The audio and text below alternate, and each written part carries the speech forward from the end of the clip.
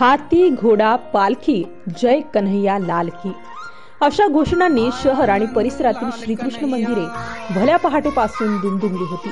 नाशिकमधील भांडी बाजार येथील श्री मुरलीधर मंदिरमध्ये सलाबादप्रमाणे यंदाही श्री मुरलीधर भगवान जन्माष्टमी जन्मोत्सव सोहळा मोठ्या उत्साहात साजरा।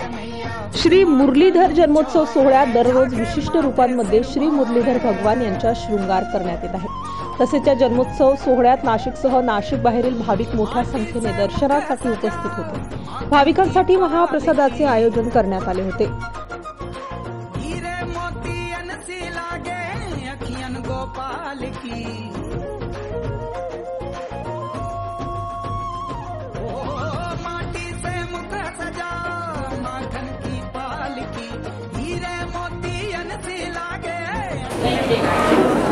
जय मुरलीधर नाशिकमधील प्रसिद्ध श्री मुरलीधर मंदिर याचा मी विश्वस्त संदेश संदीप सांगतो।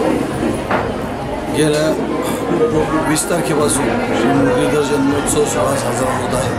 गेल्या दिवशी मुरलीधर झुल्यावर बसले होते, त्यानंतर मोरावर चंद्रावर मग मोहिनी रूपात आपल्याला मुरलीधरांचे दर्शन झाले। मग अर्धनारी नटेश्वराच्या रूपात दर्शन झालं। त्यानंतर शेषशाही भगवान म्हणजे श्री मुरलीधर नागावरती विराजमान होते। काल मुरलीधरांचा जन्मोत्सव सोहळा साजरा झाला। सकाळी मुरलीधरांना पंचसूक्त पवमानाने अभिषेक झाला, त्यानंतर पोशाख आणि संध्याकाळी जन्माचे कीर्तन होऊन रात्री 12 वाजता श्रींचा जन्मोत्सव सोहळा साजरा झाला। आज नवमी, आज मुरलीधर जन्मोत्सव निमित्त आपल्या इथे महाप्रसाद असतो। सगळे भाविक आपल्या इथे येऊन कालचं पारणं आपल्या इथे सोडतात आणि उद्या मुरलीधरांची पालखी सोहळा आहे। परवा मुरलीधर गरुडावरती विराजमान होते।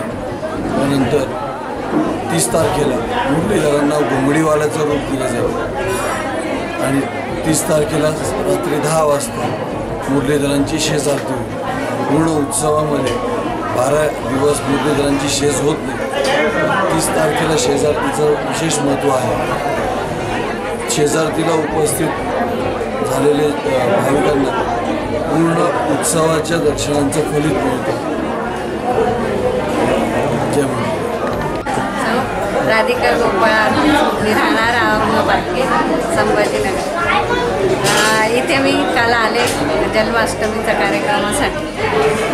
स्टार न्यूज साठी दीपक राजगिरे, नाशिक।